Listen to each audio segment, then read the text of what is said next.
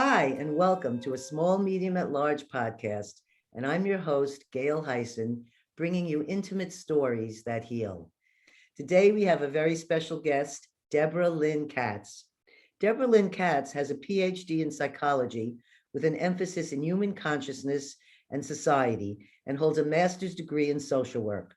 She is a former U.S. probation officer and legal advocate for victims. She is also the director of the International School of Clairvoyance, ISC, one of the first schools of its kind to offer successful distant training programs via teleseminar and webinar.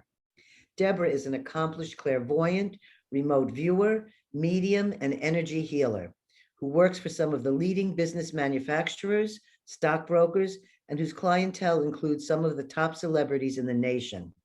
Several of her students from the past 2 decades have gone on to start successful professional intuitive-related businesses. She has been conducting remote viewing and parapsychology research for a number of years and worked and studied in the Ingo Swann Remote Viewing Archives for 3 years at the University of West Georgia.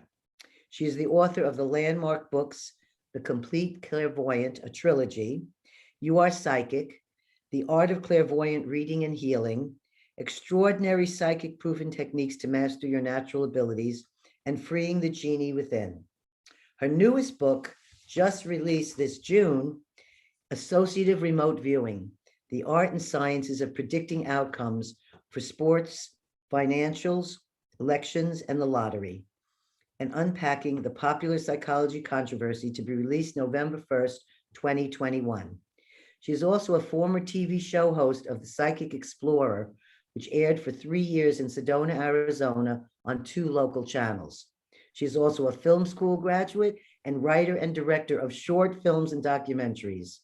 While Debra is a talented and popular clairvoyant medium psychic remote viewer, she is perhaps more unique in her belief that all people have the innate potential to tap their own intuitive powers.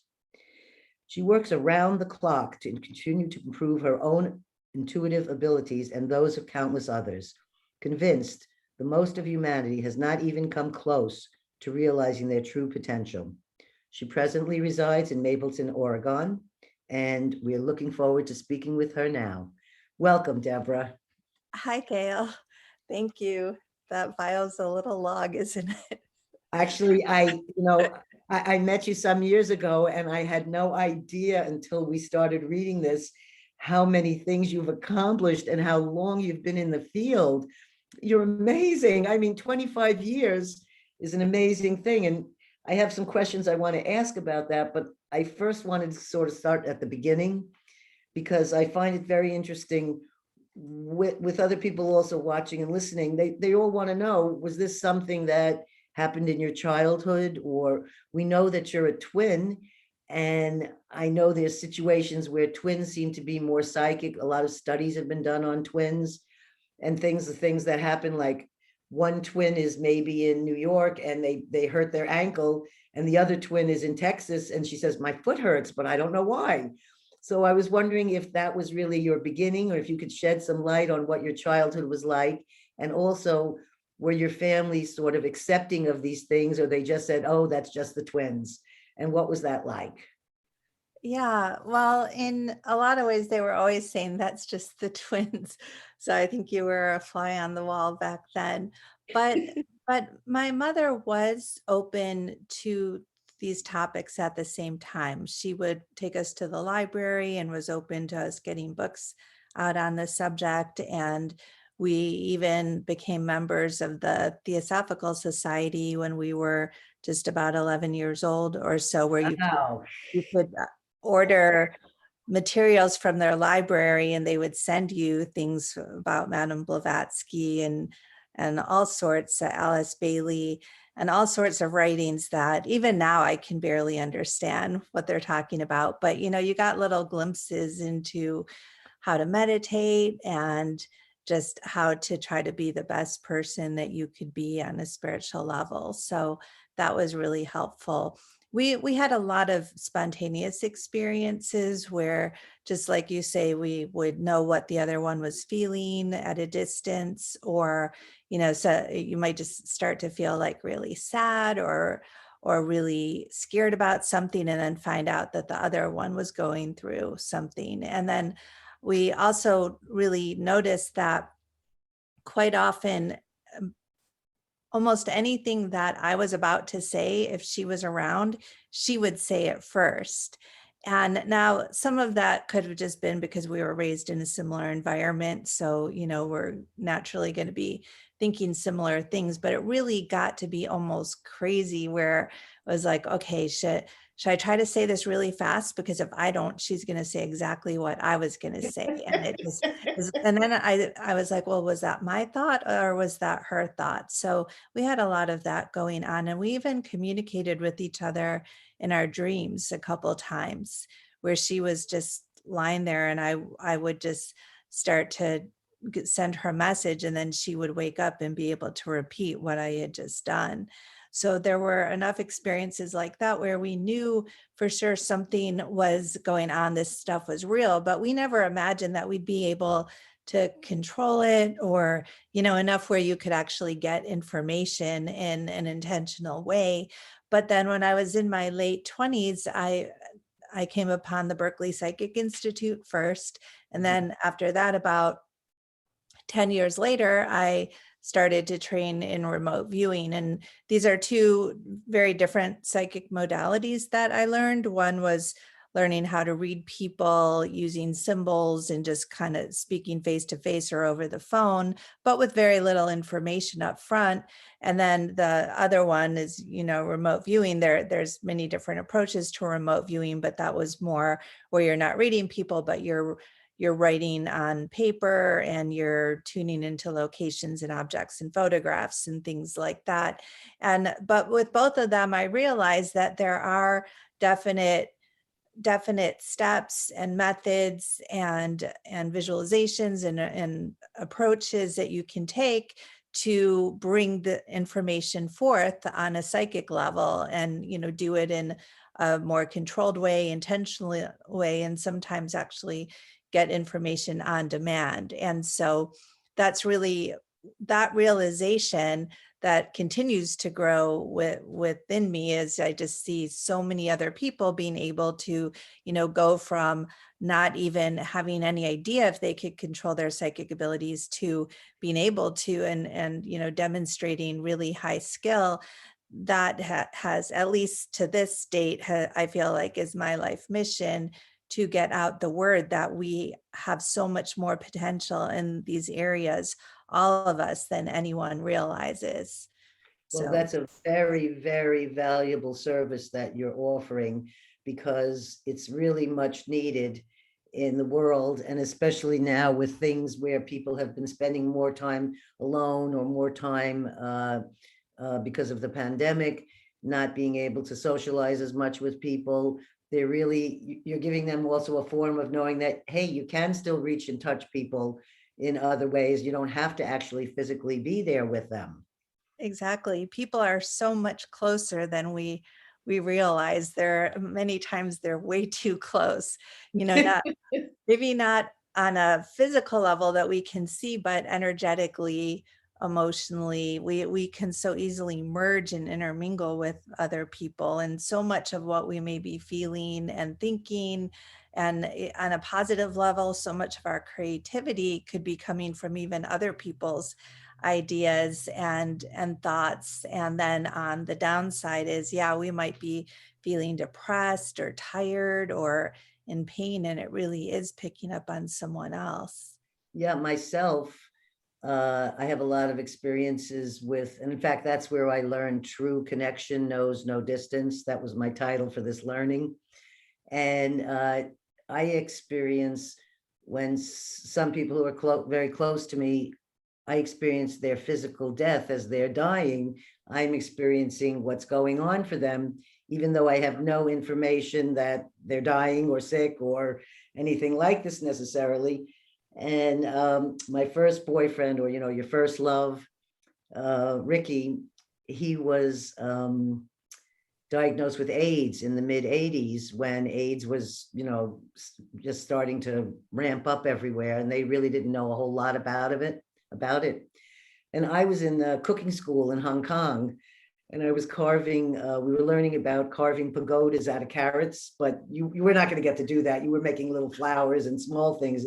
You have to be a master to be able to do the pagodas. And I'm sitting in there, and all of a sudden I can't breathe.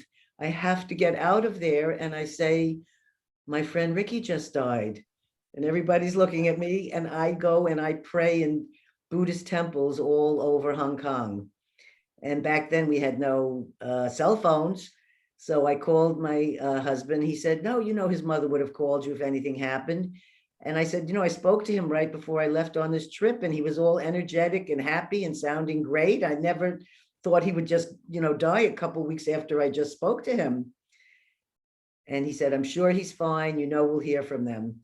And it wasn't until 6 weeks later, when I returned home from school and travel in Asia, that I found out by letter of his mother that he had passed away the day I had said, and he had passed away exactly like I experienced, which is loss of breath, because he had taken a morphine cocktail to, finish the suffering that he was having.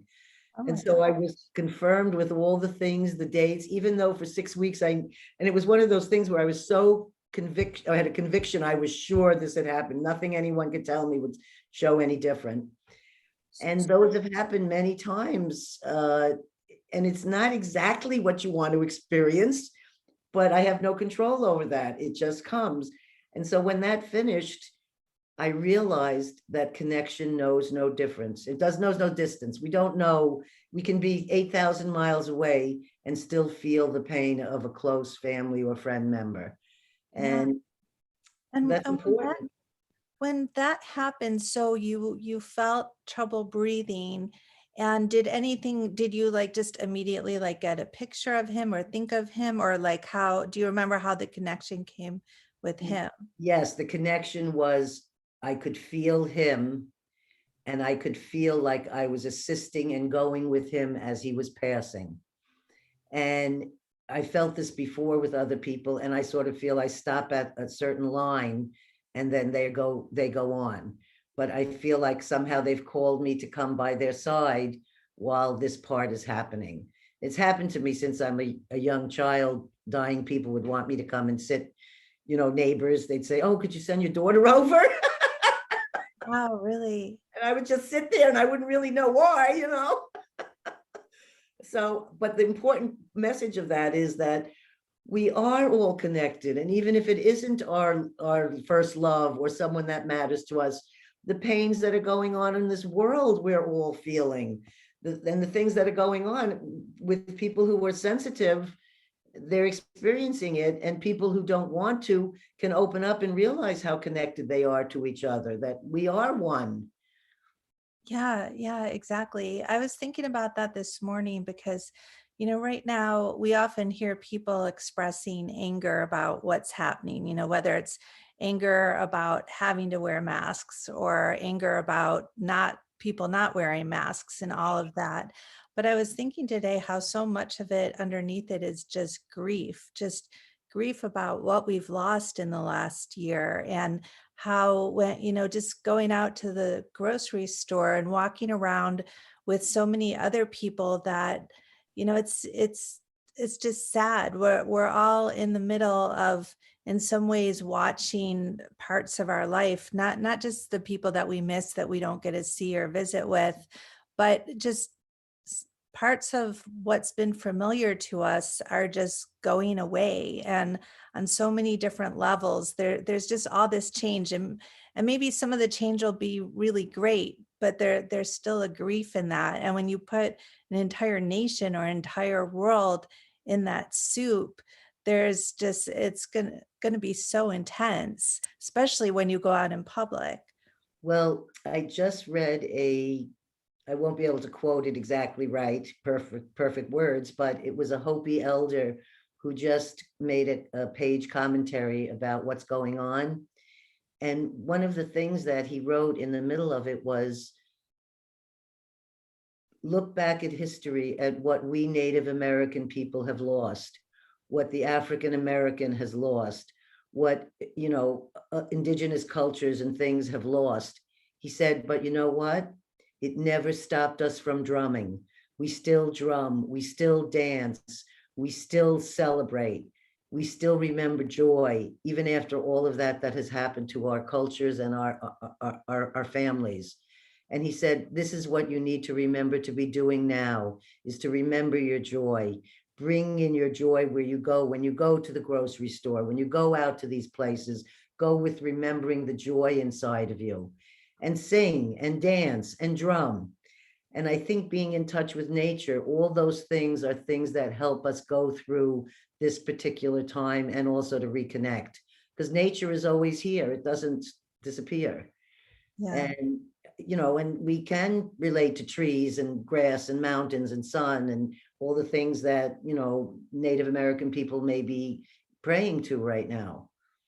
Yeah, that's such a good point. And just connecting to our own selves, because so many people now finally have the time that they've been longing for. They can work from home. They don't have to always be getting up 9 to 5 working. And so yeah, it's reconnecting to yourself for sure.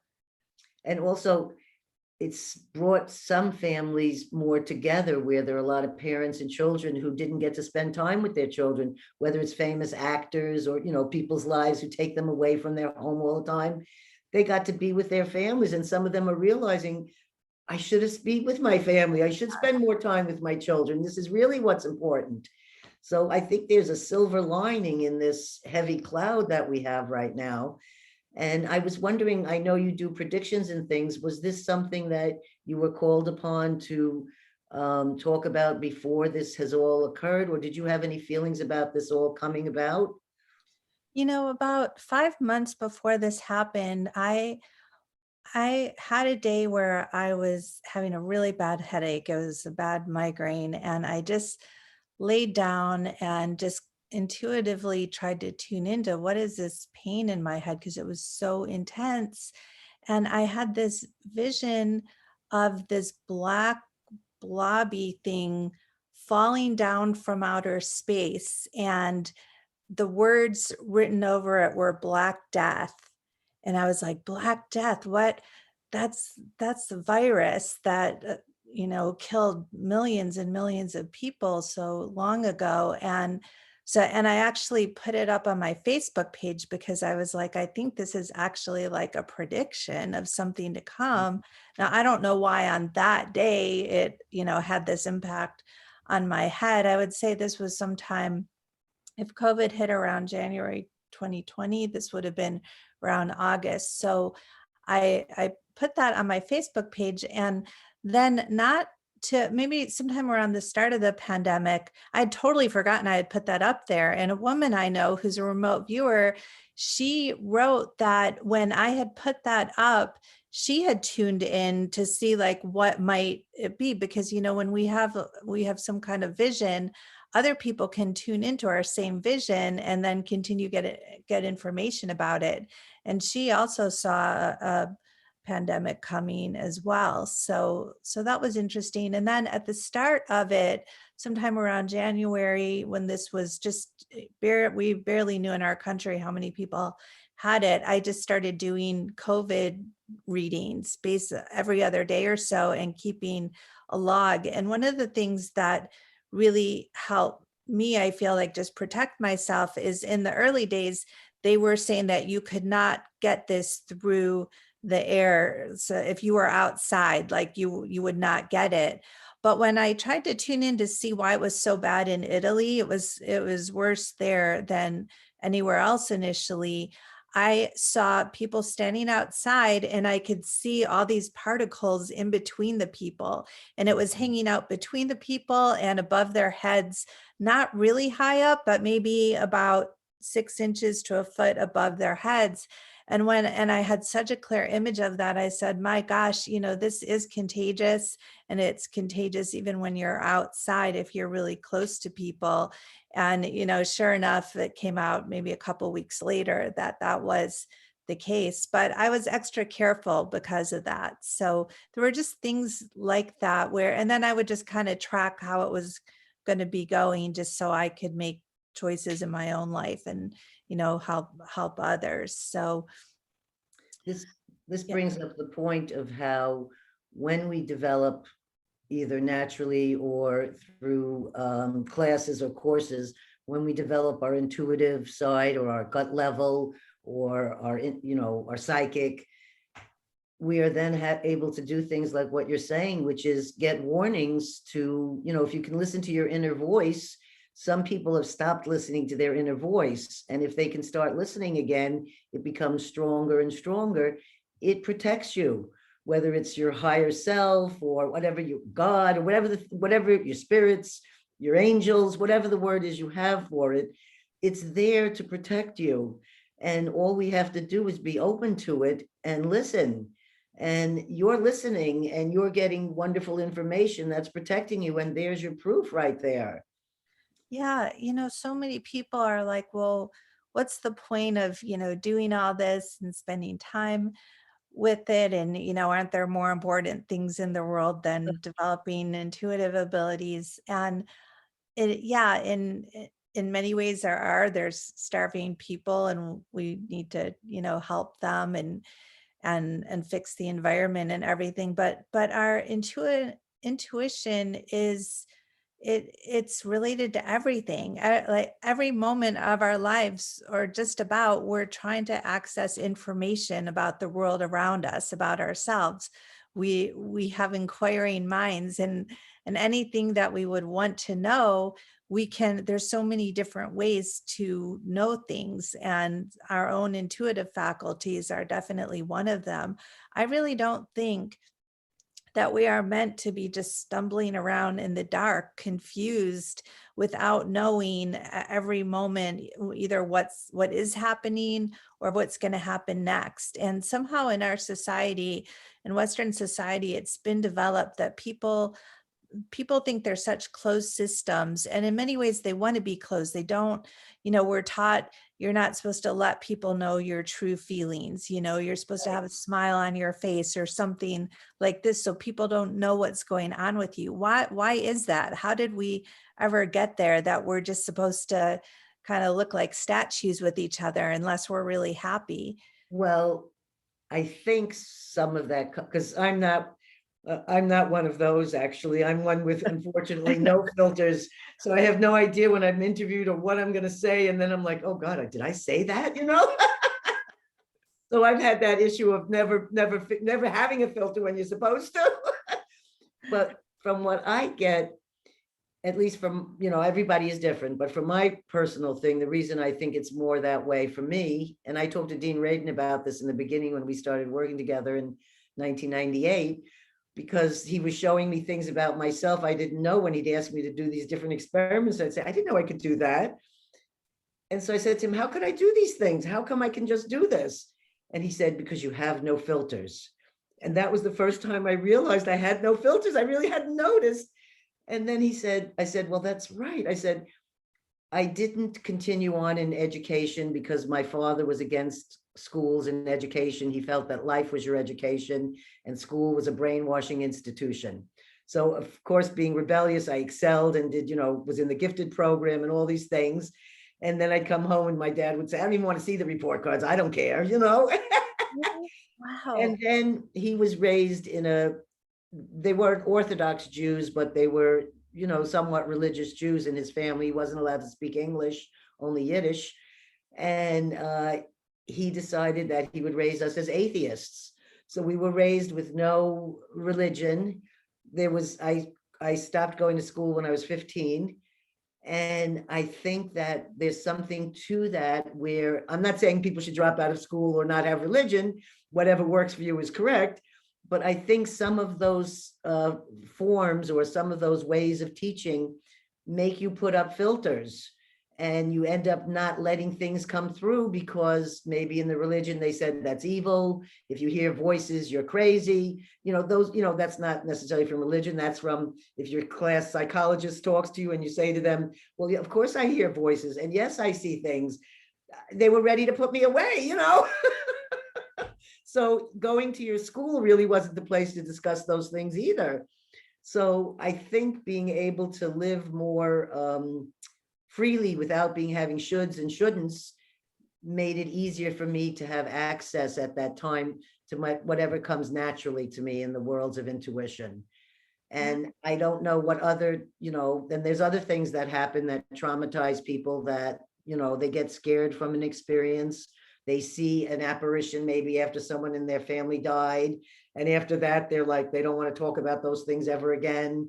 So there's quite a few things I think that get in the way for people. Yeah, that's so cool though. You're a living case study of someone who wasn't brainwashed through education. And I know you were a flower child because I know you're on the cover of the album for Oh, no, I wasn't on the cover. That's not me. where I I'm in thought the movie. you I'm in were. the movie, yeah, but I'm not on the cover. Oh, okay. I Another thought you were on lovely the flower cover, child. but you were at Woodstock.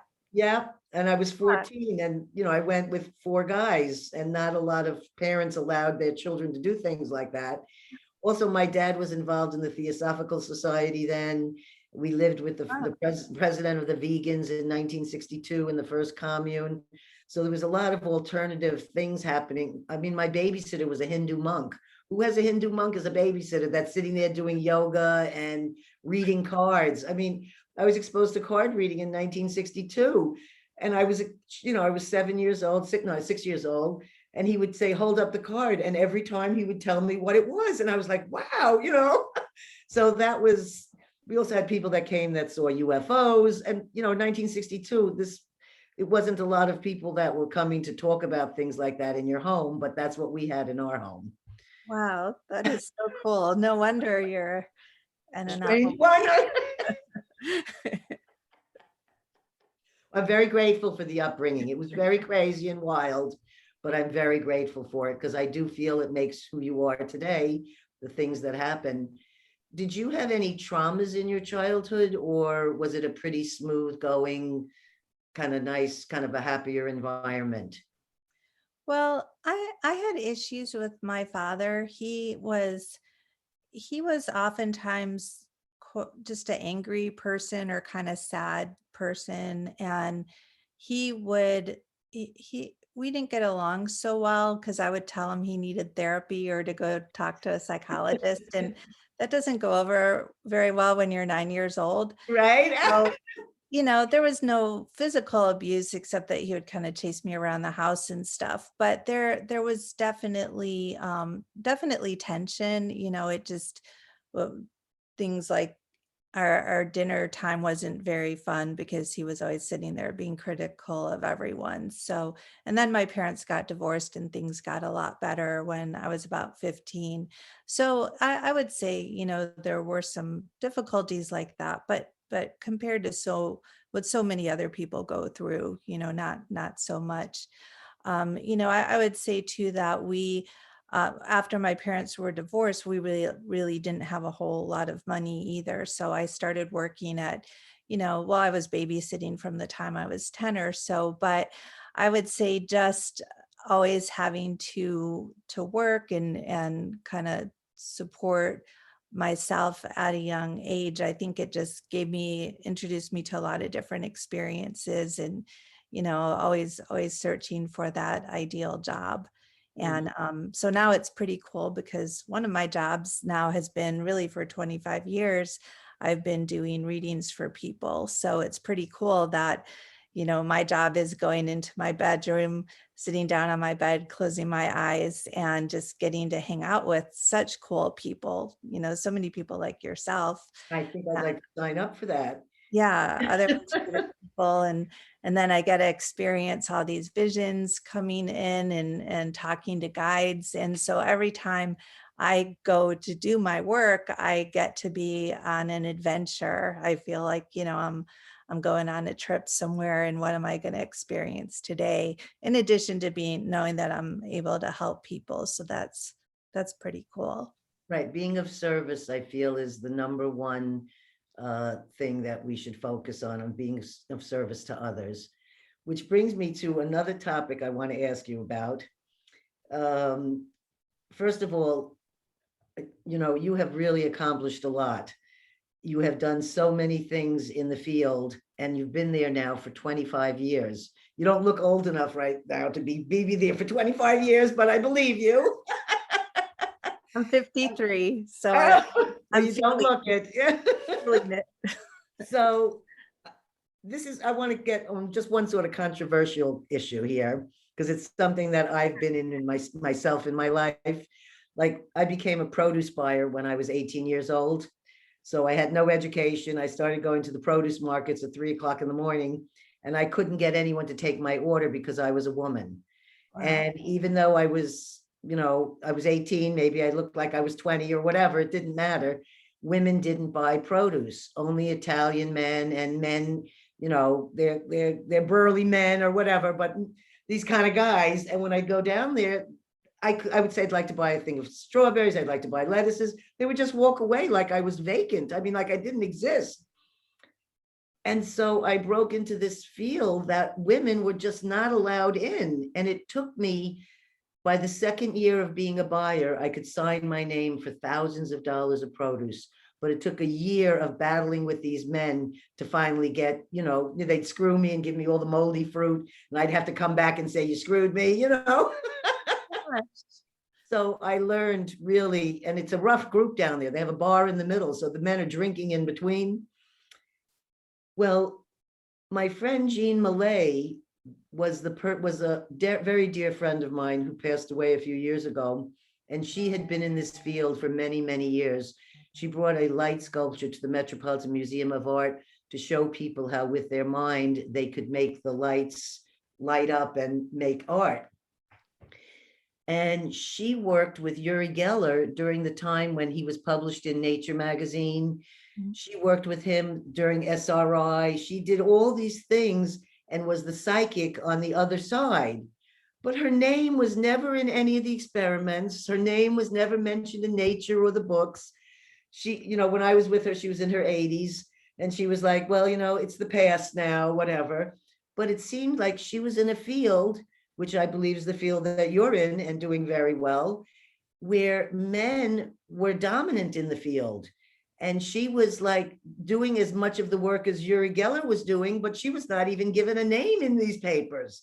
So I was wondering what it was like for you from 25 years ago till now, and how has it changed or progressed? And did you feel any of the kind of feelings like I felt in the produce market, where she felt when, she wasn't angry, but she was disappointed that she wasn't acknowledged? And I think validation and acknowledgement is important when you're doing this work. And especially, most of it is often volunteer with no money involved. Yeah. Yeah. Well, definitely in the areas of research and I didn't realize it till recently. And, I would say overall, I've been very fortunate because I've had a lot of mentors in the area of remote viewing where, sometimes it was a little hard because mentors, many were older male researchers. And, they have just older men oftentimes have a different way of speaking than women do. They have different attitudes, approaches. They may be more confrontational or just, they're just they're not like us, I'll say. So, I've had to, and, whether we're talking about remote viewing instructors or remote viewing researchers or parapsychologists. So first I've had to get used to the different communication style. I've had to get used to just, and I think they communicate in similar ways with each other. I think where at first when I was just the student and, didn't know anything and, they're the mentor, then, like everything's comfortable. But I've noticed with a couple, not all, so many people have been so gracious. I can, contact anyone and they respond back really, really quickly. But there's been just a couple where I've seen, like, as, maybe my work has progressed, that they've felt threatened. And again, I'm just thinking it's almost maybe not fair to talk about it because there's just a couple, with kind of bigger egos who just it's hard for them to see me as an equal. Mhm. And, in some ways, can you ever equal someone who still has, 25 years, life experience? But I think that, is it because I'm younger? Is it because I'm a female? Is it because I'm blonde? Is it, whatever it is, there's all those things. But, overall, I'm okay with that. The only thing I have a hard time with is, and again, it's so hard when you have an experience. Like, it's easy for me to think, well, this is because I'm younger and female. In the same way, like a Black person may, it may very well be that someone's treating them because they're Black, or it may be because in that moment, that's how they would treat, many other people. So you can't always tell. But when I've submitted papers for peer review, I've had just such nasty comments at times come back. I mean, just like rude and demeaning. And, they knew my name was on the paper. So I didn't know who they were, but they knew who I was. And just really almost like name calling and things like that. And I just couldn't help but feel that maybe it did have to do with being female, being younger, being obviously, just a newer researcher. So all of that, it just feels like there's a lot of obstacles to get past. And I could go on and on about that. But Well, Ingo, I think you knew Ingo. yes, in fact, well, I met him, Russell brought me to meet him at his place. It was at the Bowery. And when I first came in, Russell hadn't told him he was bringing me and my husband there. And so Ingo got very annoyed that I was there. So he wouldn't look at me. He wouldn't speak to me. And we're sitting there at this table in his basement with all these amazing paintings of the cosmos, the planets. It's unbelievable. And his libraries of books. And after about a half hour of being ignored, I'm not sure what happened, but somehow we clicked and he opened up and we became friends then. And he said something to me that I totally forgot about till years later. When we left, he turned to me and he said, "You know what the problem with you is? You're a shaman and you don't know how to act like a shaman. You don't know how to be a shaman, but that's your problem." And I had never occurred to me that I wanted to ever be a shaman, or whatever. But lo and behold, from that moment on, shamanism came into my life and has been there ever since, to this day, to where I was initiated in 2011 as a Buryat Mongolian shaman. And I find the work and the connection to spirit through shamanism has been really great for me. So I'm thinking, here he was telling me what I was and should be, and I'm thinking, what is he, crazy? But it was like he precognitively saw what was going to come into my life. That's so cool. I think of you as a shaman. I have since I ever met you. And well, it was new to me. And we were walking down the street together to get some groceries or something at the store on another visit I had come in. And a person walked by us like this. And when they walk by, in New York, there's a million people walking by you. I just went like, woof, like that. And he turned to me and he said, "Yeah, they're going to die." I'd never been on the street with somebody who could be in the same plane with me like that. It was fantastic. And then on another visit, I said, I want to bring him flowers. I want to bring him flowers for his house. And I was going there by myself. And so I went to this florist in New York. They're on every corner. And there were all these flowers. And I'm looking and said, "Oh, this is him, the Gerber daisy." And I buy him this whole bouquet of Gerber daisies. And when I bring it in, he looks to me and he said, "This is my favorite flower."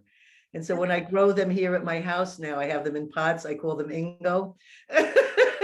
So I keep my Gerber daisies as my memory of him. And then after that, I had been the one who called and said, you really should come to the remote viewing, the IRVA, the International Remote Viewing Association. I said, they want to honor you. He hadn't gone for years. Well, I was the phone call that convinced him to go. Really? So, yes. And I was he gave me, when he came into registration, I was doing registration for the conference then. I was doing the registration. He came in, he blew me a kiss and he thanked me because all they wanted to do was honor him and have a reunion. And so Oh, I got to go with them to Hal Putoff's house and have this little barbecue and reunion. And it was really wonderful. So after that, his health declined as he was declining. So I would call him when I come to New York because all my family lives there.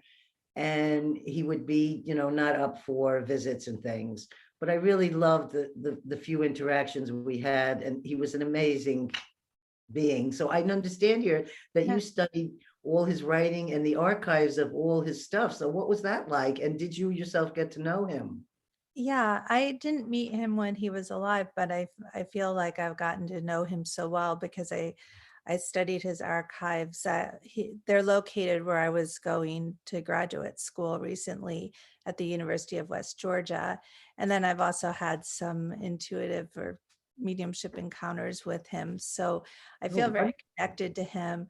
And the reason I brought him up was because in my studies, I did find that he oftentimes, even though he was very much respected as a psychic, and definitely acknowledged for some of his contributions with being the father of remote viewing and coining that term, I really felt like he was not given recognition of the status he deserved as a scientist, as a researcher, both experimentalist and social scientist.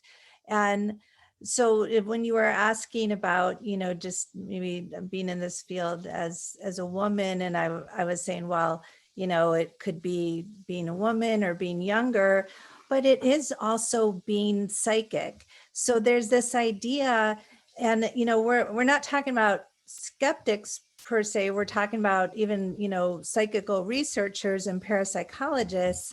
But there's this idea that there's this divide. There's supposed to be a divide between those who study these topics and those who are studied and who engage in psychic practices. And so the idea that we as psychics would also be interested in research or doing it ourselves, that is something that creates all this. It's almost confusing, like, what's going on here? And then I think it creates some suspicion and fear because it's like, oh, well, if you're psychic, then you're obviously biased towards believing in these things. Well, of course, yes, I do believe in these things. However, I very much know that we could do a series of trials and we could not get results. Sometimes we don't. Sometimes, or what tends to happen is there's a few people, if you've got 10 psychics or remote viewers, by the end of, let's say, 30 trials, you're going to have a few that did really well and some that maybe had a few great sessions but didn't carry that forward throughout, and then some who didn't consistently do so well. So there's going to be a range, but the thing is that parapsychologists, psychical researchers are always concerned about the larger perception within science. I first personally felt a little disturbed by my first remote viewings because I was doing a series of 20 and I was telling them things that I was getting marked wrong for. And they were boats, people, and cars. And I would be seeing them in the photos. Then the photo would come up and you would just see this bridge or the scenery or whatever. And I'd be right about other things. But I'd be so disappointed that, God, I was sure there was a woman there or there was a car going across this. And then I found out that Ed May had coded these specifically so that they were better target for a remote viewer. So he erased these boats and cars and people out of the pictures. And those are the ones that I would be seeing. You know what? What? I worked with him and his target pool. And in our new book on associative remote viewing, I have a whole chapter in there about my experience working for a year on those targets. It was a National Geographic target pool. Yes. And the exact same thing happened where I was sure that I was seeing somebody like sitting outside at a table outside in this courtyard, and it let me know it was an enclosed area like a courtyard, but there were people there. And he had told me the target pool does not contain people, transportation devices, but I was still getting them. I would report it. And then one day I looked closely at the feedback photo, and you could see a head and some shoulders. And I thought, oh my gosh, they weren't saying that they found photos without these things. They had these things in the photos, and then they Photoshop them or whatever they were doing in the 70s or 80s. They Right. erased them, but not even very well. So they are still in there. And, to me, that speaks to the mindset of not understanding that when we are doing this work, we are not just tuning into the photograph itself. We're tuning into what's actually there. You cannot cleanse if people are at a location, you can't cleanse their imprint, the fact that they were there, even if they're still not there. I mean, it does then speak to, are we going to the past or to the present? I mean, people are probably in those locations even now, but let's say they were in the past, you're still going to have a sense of people there and what they were. It's just like I was living in Georgia for a short time, and I had some students tuning into my house, and they were getting a sense of war, and they didn't know where I was at the time. In one particular project I was doing with people, they didn't know I was even in Georgia at the moment, but they were tuning into Confederate wars and the Civil War and all these battles. And I was like, this has nothing to do with the target. And then I realized that they were picking up on the neighborhood because we were in a place where there had been a battle. And so that really showed me that traces of what's happened in the past are still present. And it can be really hard for people to just separate that out from what's continuing to, or what's physically present there. But for me, it gave me a feeling like I'd been fooled or something, where, like I was doubting what I was seeing, because then when the photo came up, it wasn't there. And I was like, and then what kept happening over and over, I said, how could that be? And I just assumed I was doing it incorrectly until I brought it to the attention, and then found out, at the end of the 20 sessions that, oh, of course and I was like, oh, I had no idea. It wasn't you, it was them. And that's where that you've done this enough, and your confidence is high enough where you're in the middle of a project and something is going wonky, and it's like, okay, what are they doing? Like, I know this is not, because we're not just oftentimes tuning into the photograph or the target, we're tuning into behind the scenes. What is the researcher doing? What are they up to? What are they not doing?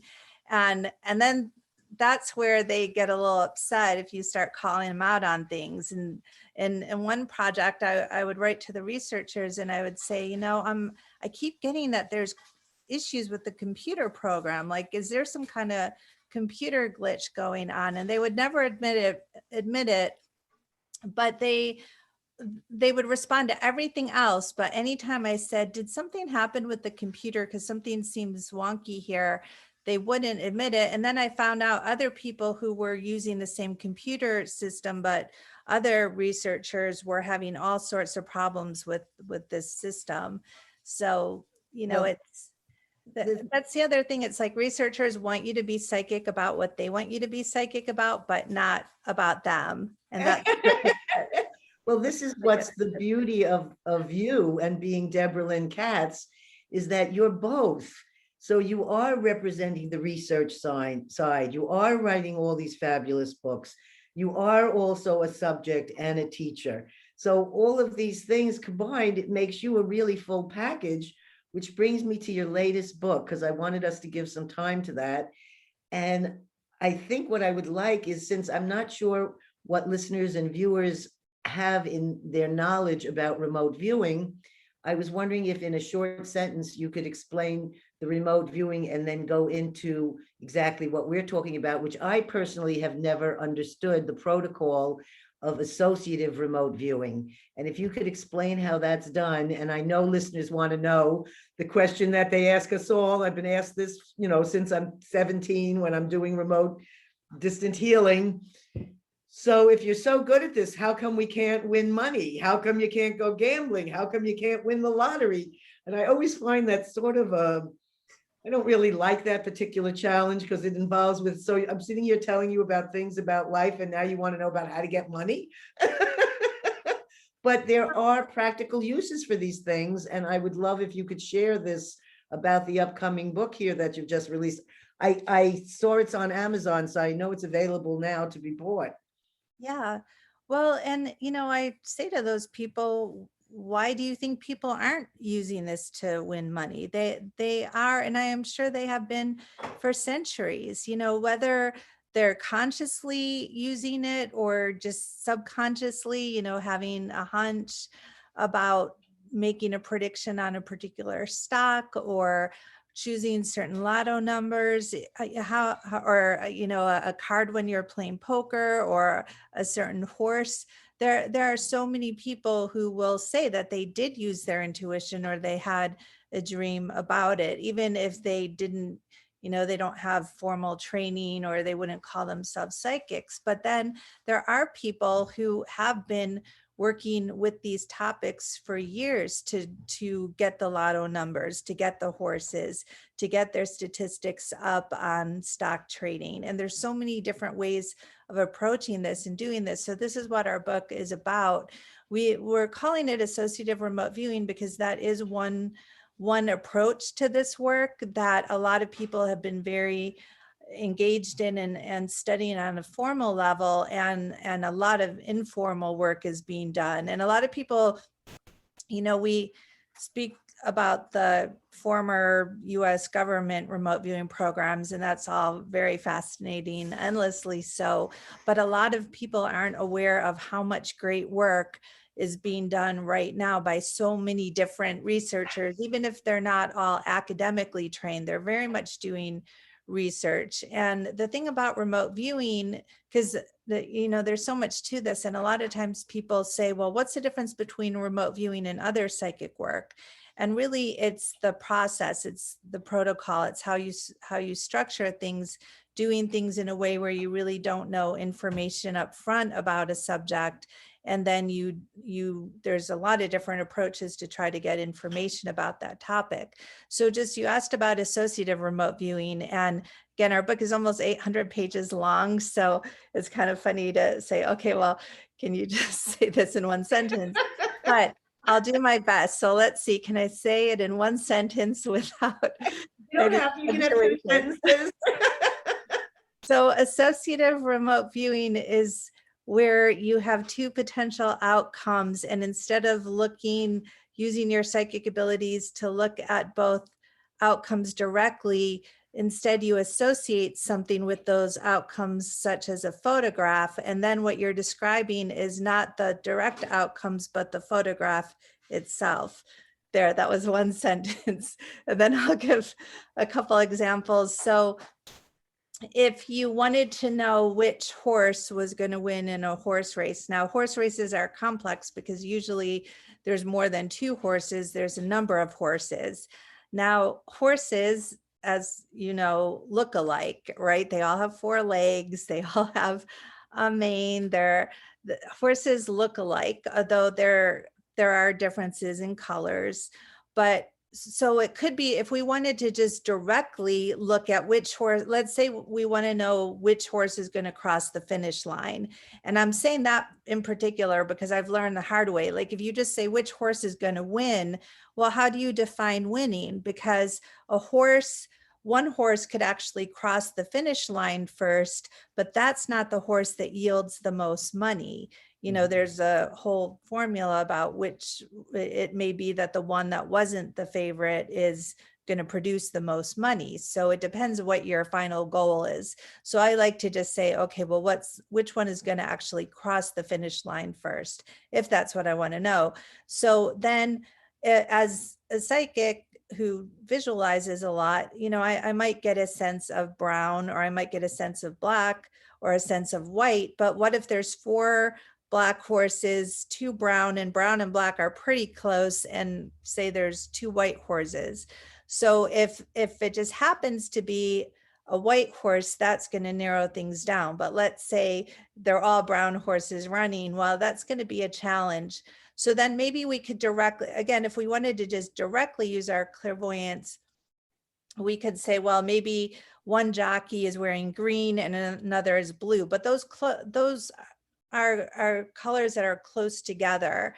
And again, jockeys, they all are small bone, they're littler, most tend to be men, so nothing is going to stand out that's going to help us distinguish unless we just happen to luck out. It's, unusual. It's a female jockey on a white horse and the largest horse. Then we could do direct viewing. But if we want to do this like over time, repeated trials, we need a way to circumvent those difficulties. So that's where the association part comes in, because if we want to open up possibilities and even have it where we can bypass our logical minds, because we don't want, let's say the remote viewer or psychic to use their logic if they know about the horses. We just want them to be intuitive. So we could say to a remote viewer, I'm going to show you a photograph and I'm going to show it to you on Sunday. And so I want you to tune into this photo and tell me what you see. Now, if it's a photograph, it could be a photograph of anything in the whole world. So that really opens up what the photo could be about, and what they may not even know. Sometimes they know the process, but sometimes they don't. And they're not going to know anything about the photo, but what they don't know is that each photo is going to be paired with a particular horse. So let's say there's a photo, one photo is of a river, an outdoor picture, and another photo is, let's say, of a building and maybe like indoor shopping center. These are two very different ones. So if someone describes elevators and people and stores and shopping bags, I know that that viewer is going to be shown on Sunday that photo of the shopping mall and not of the river. And since I paired it already with one of the particular horses, that would tell me, well, if I'm only going to send the remote viewer the picture that is paired with the winning horse, and I know they're going to see that, then that means the winning horse is the one that I paired with the shopping mall. Now I can go and place a wager on it. And then I just have to make sure to make this whole process work, because this has steps in the present and the future. I have to make sure that the only photo I send them on Sunday is attached to the winning horse. Hopefully, if everything's gone well, the winning horse is the predicted one attached to the shopping mall photo. So they get their photo, and in a perfect ARV trial, it will have all worked out beautifully. And that's only what they described. So this is a way to make predictions based on what they're talking about. And it involves them receiving their feedback and creating this feedback loop.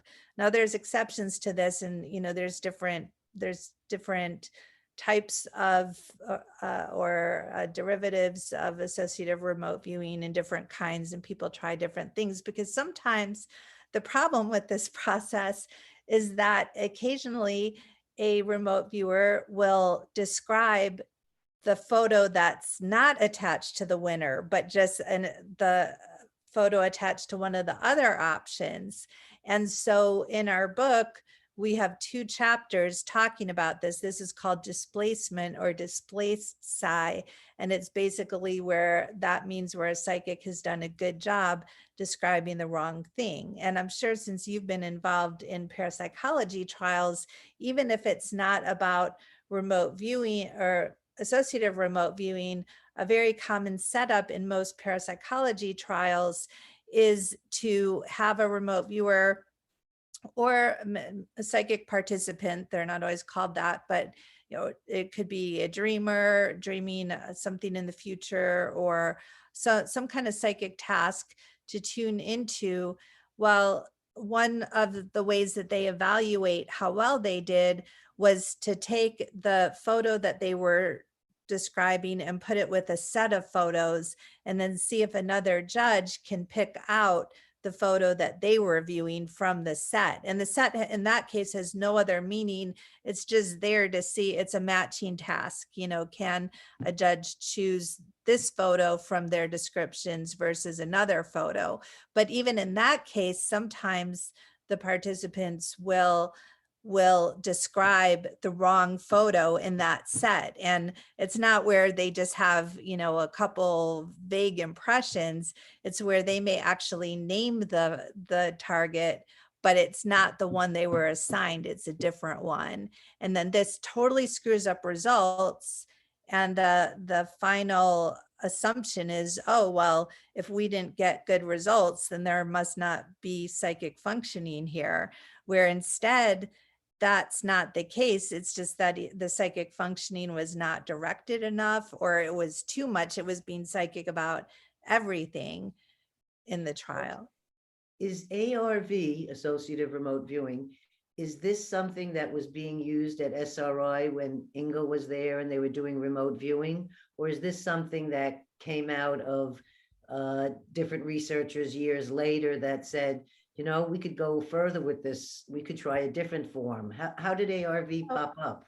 It was definitely, it came about from Stephen Schwartz, he was not part of the military, but he was doing projects both with Ingo and Edme and Hal Puthoff and Russell Targ. They were all around at the same time. So, you know, you've heard, you know, Stephen and some of his big archaeological projects that he did with Ingo, and he basically, from all my research, with, you know, pretty high confidence, we can credit him as the creator of this process. And then he initially tried it out on horse racing. And then he led like a year-long project, which was supposedly successful, but he says that the money was involved and people's emotions started getting pretty high, and then things started to go downhill. But around that time, or I should say, starting in about, I think Russell Targ did his associative remote viewing, his first study with, I think it was about 10 to 12 trials. And that was where he made over $150,000. That was Silver Futures, I believe. Yes, exactly. And then they repeated the project, and then things tanked the second time they did it. And he felt the second time it didn't go well because the person financing the project got all excited about their initial success and wanted them to do more trials and put more stress on it. And there was also some displacement, as we're talking about. There were a couple of times where viewers described the wrong photo. So then he made some adjustments and repeated it again, but without actually wagering money, but just doing everything except for the wagering, and their results went back up.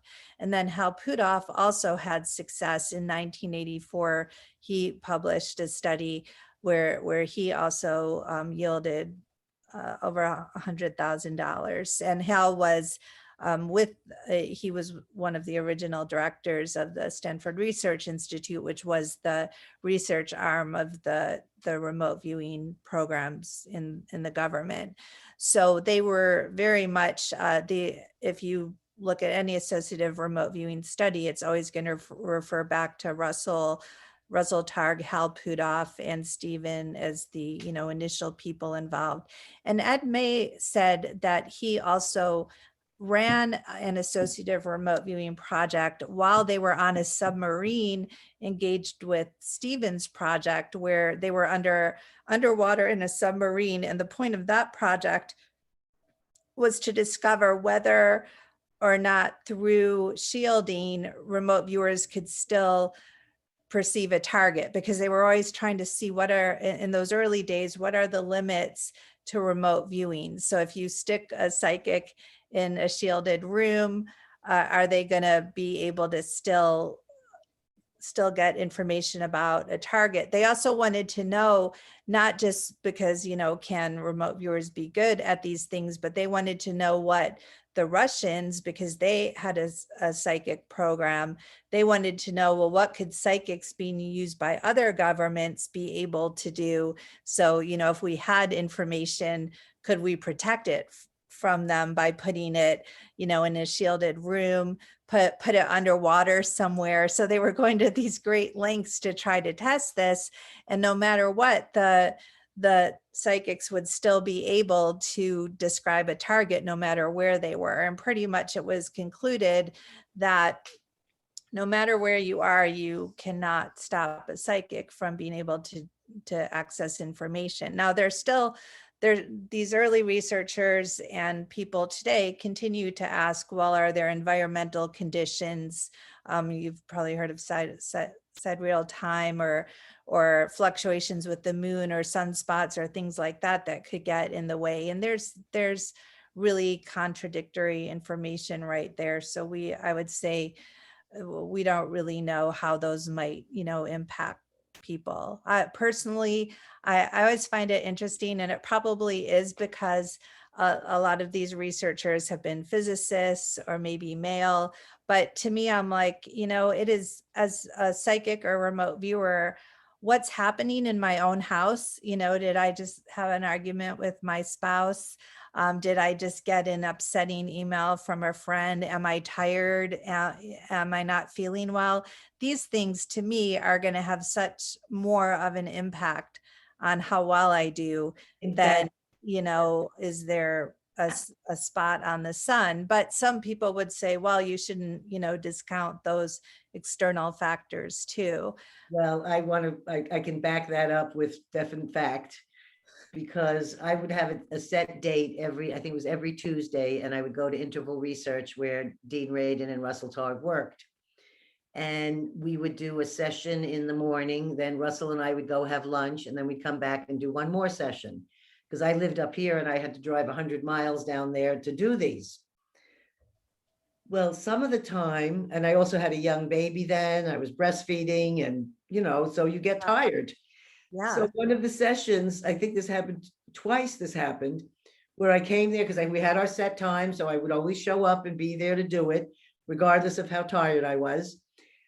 And I was so tired one day that when we went to do the session, I just affected all of the servers and computer equipment that was down in the basement. And this guy would come running up and saying, "What is going on here? There's somebody that's jamming my system." And sure enough, when I was tired and really not able to do the thing, I would somehow crash the machines, and then you couldn't do the remote viewing because you had no computer connection. But the funny look on the computer guy's face when he'd come up there looking in the office, who's doing this?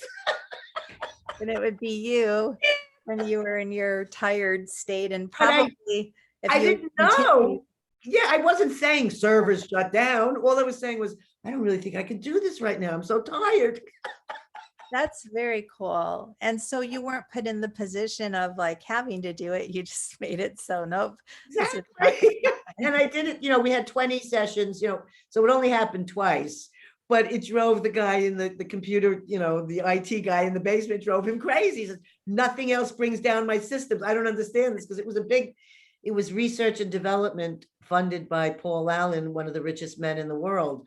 So this was all, secret work. I wasn't only allowed in certain areas, and you had to sign non-disclosures or whatever. So this, this was driving the man crazy. I see we're getting on here in our time, but I wanted to, I had a couple other questions.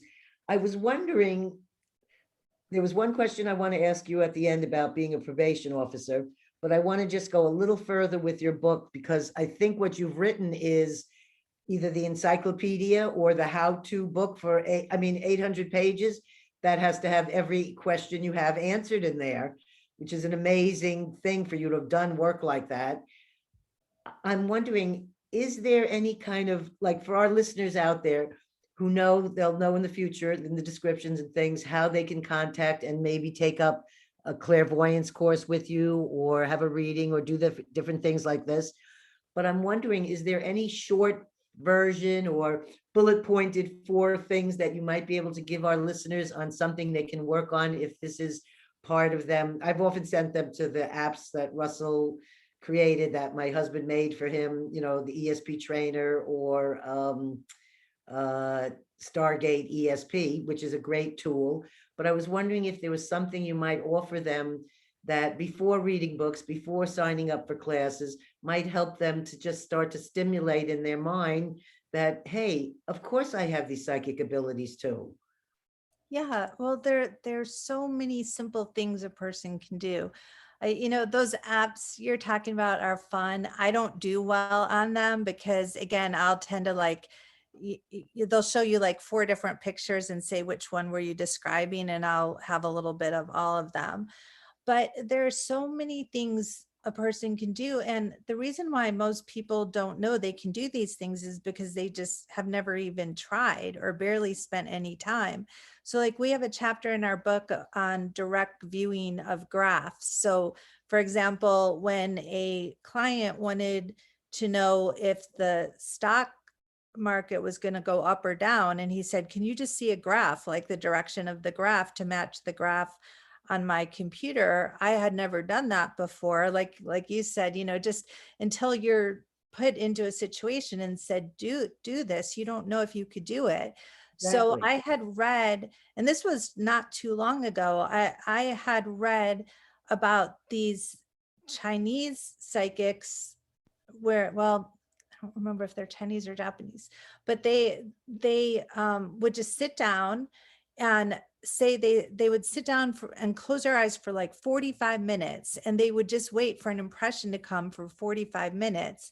Now, usually I'm, not at all like waiting that long, and I'm using different visualizations. But for this, I just thought, well, I don't know how to, produce an image of a graph, but I'm going to just visualize a screen out in front of me, like a reading screen. And then I set my alarm clock and I said, I'm going to just visualize this screen and I'm going to sit here for 45 minutes. And what I'm going to ask to have happen is some visual to come up. And I don't know where I came up with this, but I just said to myself, I'm not going to even care about if like my mind is like flashing on other things, or if I'm distracted, or if I have, noise, because I didn't even want to meditate first. I just wanted to see what happened. So I asked for the information when it came to come in a way that I would be able to discern it from all the other stuff in my head. And I was just determined, I'm just going to sit here and look at my reading screen. And I spent a little time like seeing it just light, and then a little time seeing it dark because I wasn't sure what would be best. And then sure enough, a letter W wrote itself across my screen. I mean, it looked to me like a letter W, and I wasn't expecting a letter, I was expecting a graph. So I just wrote that down. And then I looked one more time, and I know that stockbrokers or traders, they sometimes like to see what's going to happen like right before at the end of the day when the trade's being placed. So I looked one more time and I saw like a diagonal line going up. And sure enough, the next day he sent me back his graph on his screen, and it made a perfect letter W. And he had taken what I sent him and he juxtaposed it over his actual picture, and he wrote the words wow with an exclamation point. So and I'm sharing that for a reason, not to be conceited, but when after that experience, I started to talk to other psychics and remote viewers, and and John Knowles, my co-author of our book, he did as well.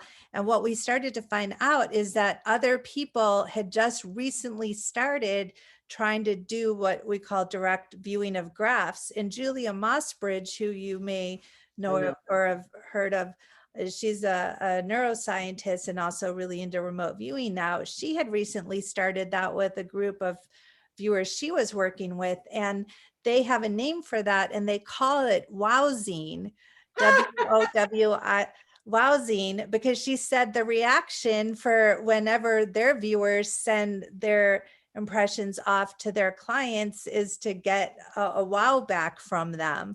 But the cool thing is they use a different approach. So whereas mine was really purely visual, I was not going to be happy unless I got this vision of it. Theirs is much more somatic. So they're doing, I know you've heard of ideograms, at least, where that was something Ingo came up with, where you get a target number and you just let your hand make a quick mark on a piece of paper, and it bypasses your mind, and so you're not seeing something or hearing it, but you're just making a scribble, and then that can be representative of what's at the target. And so Julia's been doing like a combination of just letting her hand like make a quick move, or just like feeling it. So there's all these different approaches to getting information, whether you're trying, this is one other cool thing that people can try. I just did this with some students in my remote viewing class.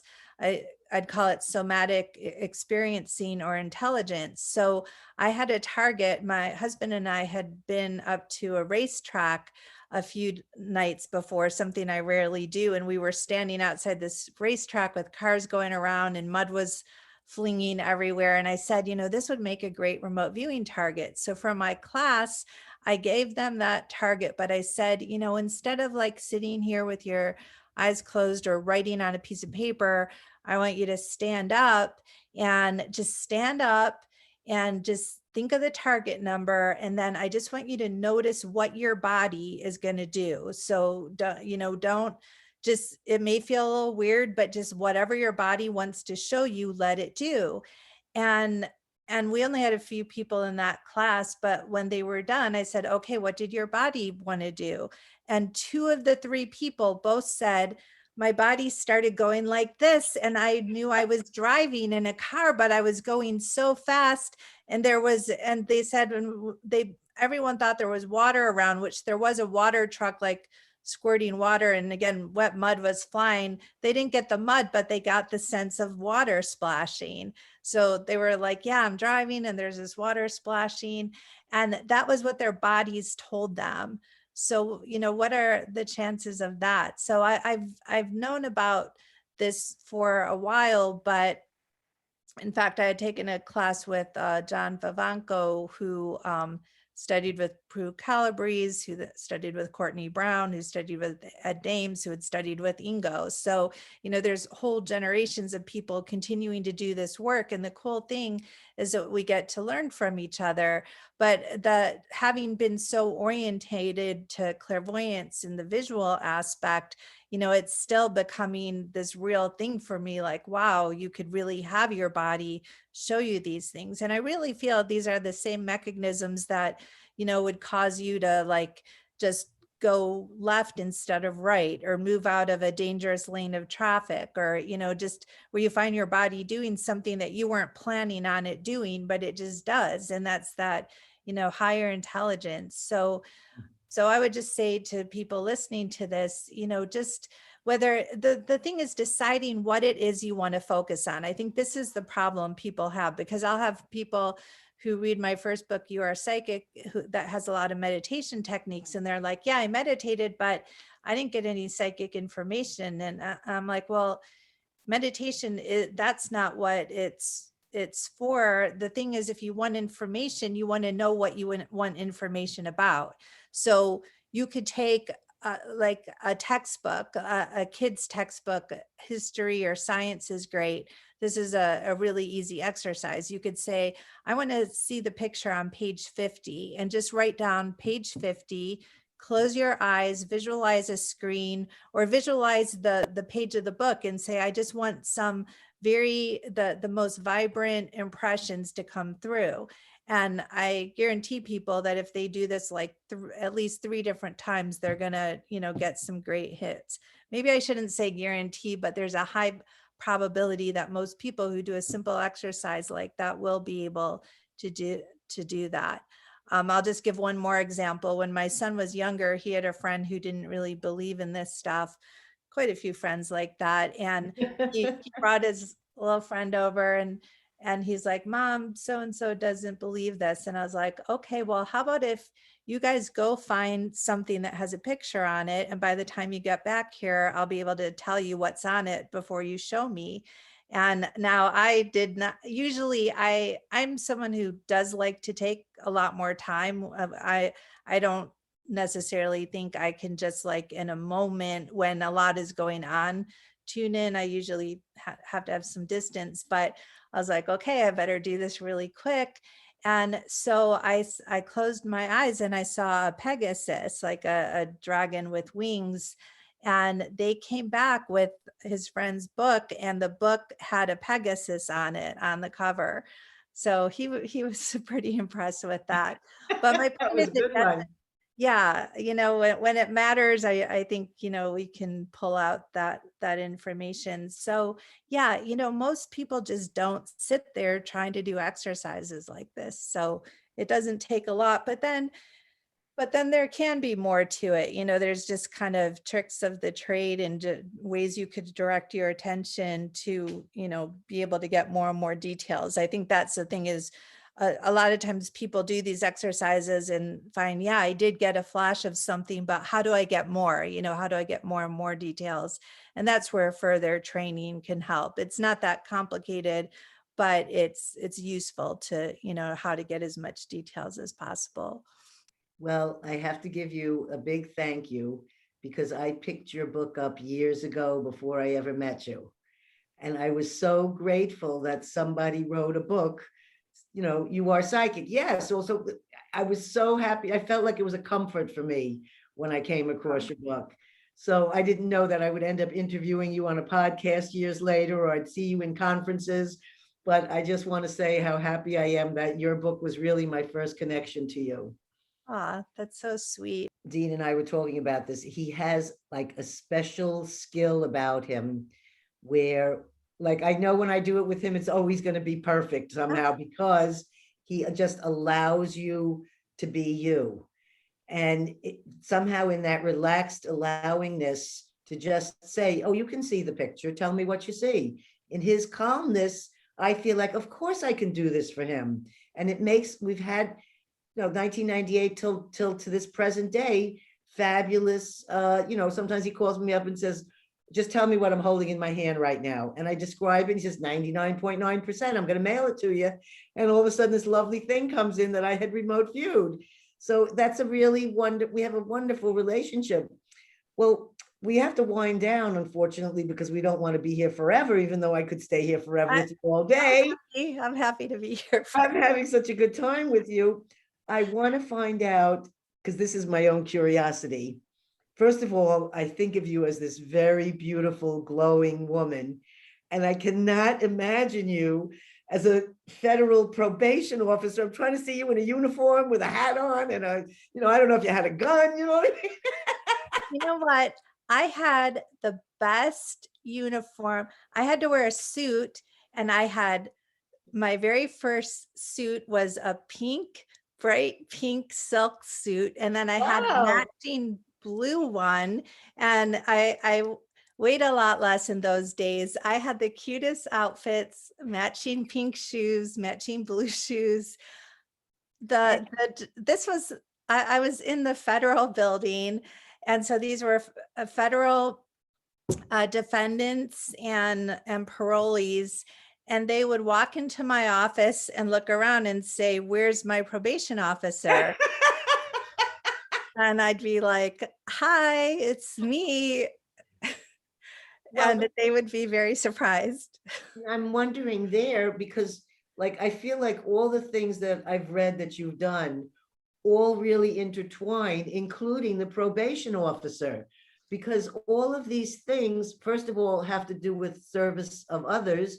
You get a PhD in psychology. So all of these things come together and you could be able to, I'm wondering if you had psychic things with some of these people, or if you felt, wow, there's a real dark energy here. I'm in my pink outfit. I'm going to bring this and turn this into a positive situation. And they in turn had the experience like you're saying, where they said, I can't believe this is my probation officer. So you could have had a positive effect right then and there. Well, a couple things. So where I tie it in now is it was like doing research, because a lot of what I did was investigations for the courts, where I would put together a report to help with the sentencing recommendations. And then I would go and talk to the judge, and I would do the investigations would involve interviewing the defendants. And so when I interviewed them, that was around the time, because this was already now 25 years ago, I would be attempting to practice what I was learning in my psychic classes. So I would just be what I would do is just kind of picture my crown chakra, where information can just kind of flow in on a knowing level, or my clairvoyant. So sometimes I just kind of, go like this and center myself right before I go into the room and ask for information to come in. And sometimes, like in one case, part of my job was I had to find out about their financial situations, because a lot of these were at the federal level or financial crimes, fraud, extortion, things like that. So money laundering. So I was talking to this one defendant in prison. I went to prison to interview him. His attorney was there. And I'm asking him about his assets, and he's like, yeah, I don't have anything. I'm really broke. And I saw an image of 3 grand pianos. And I said to him, yeah, but what about all those pianos in your house? And he was like, how do you know I have pianos in my house? Have you been there? He was like, I didn't think anyone's been there. And so it was just things like that kind of helped. But the thing was that I really felt like I was in the wrong field, because I did want to be helping people. And I would justify, and again, I only did this for 3 years, but I would justify it that I was helping society, because some of these people are really harming. I mean, I saw one woman, she had basically like stolen the homes of all these old people, because she got them to sign over their homes and they lost them. There was no getting them back. So some of these people were really hurting other people. And so I felt like by doing my investigations, I was helping to protect society, but I really had to kind of stretch to feel good about it. And after about 2.5 years, they said, well, now you've had a chance to do investigations. Now we want you to be doing more supervision. And I really didn't feel comfortable, telling people, no, you can't go get married in Hawaii, or your conditions of your release don't allow for that. And, it just didn't feel good. So that was when I went through a whole bunch of different spiritual experiences, and just got to a point where I was like, yeah, I don't know what I'm going to do with my life. I mean, I gave up at that time. I was making $60,000 as like a 28-year-old, which is, was pretty good in those days. Well, that's And like I just, 100,000 now. yeah, I just gave it all up, and I didn't even know what I was going to do. But that was when I moved to the Philippines and started to study with faith healers over there and shamans. And that was really the start of when I came back. I was just like, okay, I'm going to start to do my intuitive work now. And that's what led See me my to son in the Philippines.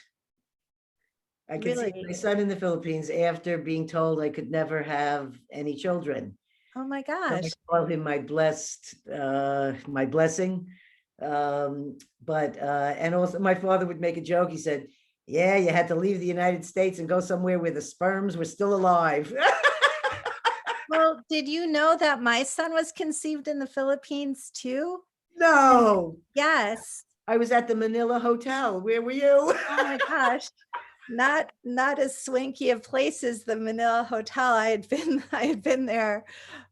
But yeah, I was living in Well, Baguio City, about 10 hours north of there, in a well, I mountain city. was in Quezon City. Oh, So when I went from I had flown in and stayed in the hotel for like 2 nights before meeting my boyfriend's family. And wow. so I went from the Manila Hotel to roosters and a grass mat on the floor.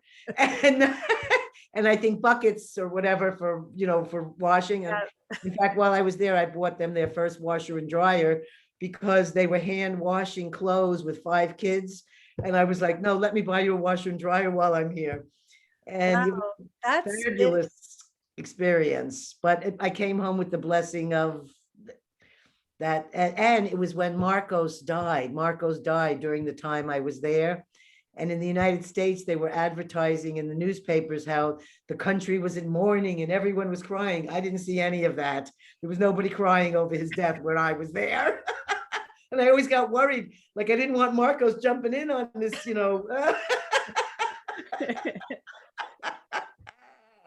But our life continues with the Philippines because half of the family immigrated to my house when I gave birth to my son. And I remember them all saying, we don't understand. You're a well-off woman and you're not going to a hospital to have a baby. In the Philippines, we go to the hospital. I said, no, I'm having him at home in a bed. They all thought I was crazy. But then after he was born at home, it was a beautiful gift for his dad, who had 5 children. That was the only birth he'd ever experienced. He'd never, the woman has the baby, they come in it, whatever. But here he had to participate and cut the umbilical cord. And he had quite the Philippine experience.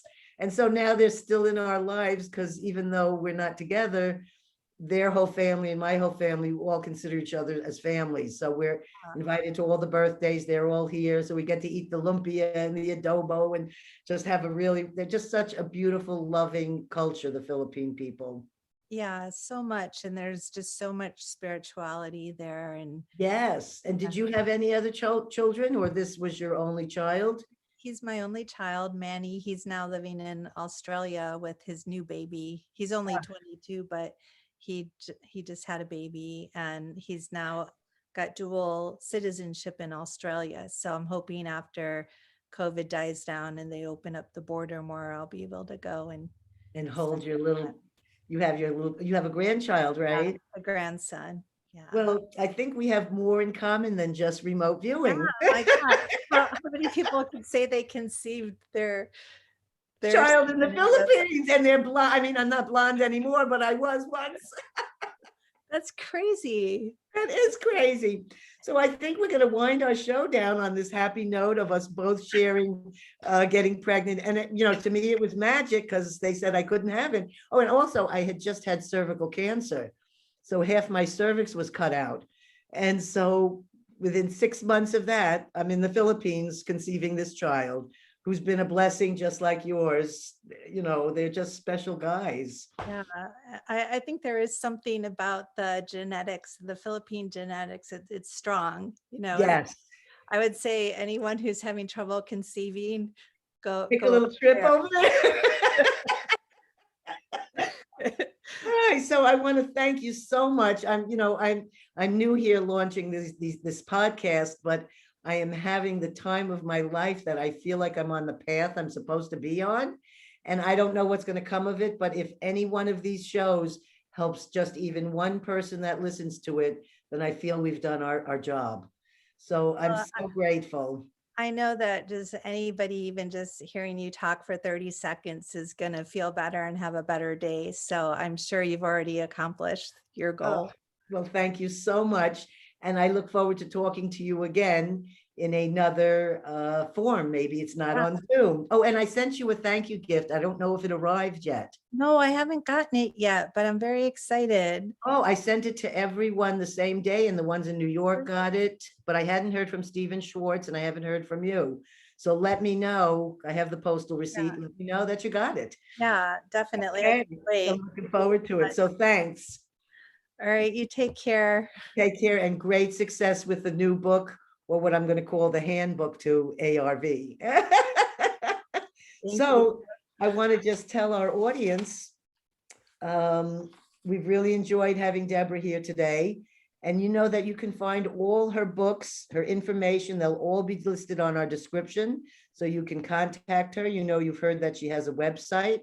I'm going to just let you know right now in case you have a pen. It's DebraLynneKatz.com. That's DebraLynneKatz.com. And on her website, you'll find also other information and shows and things that she's been on.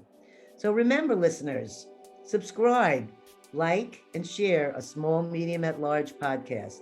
Find us on Instagram, YouTube, Spotify, Facebook, and all other media platforms. Have a wonderful day, and remember, stories can heal. So share your story today. Love you all. Mwah. Bye.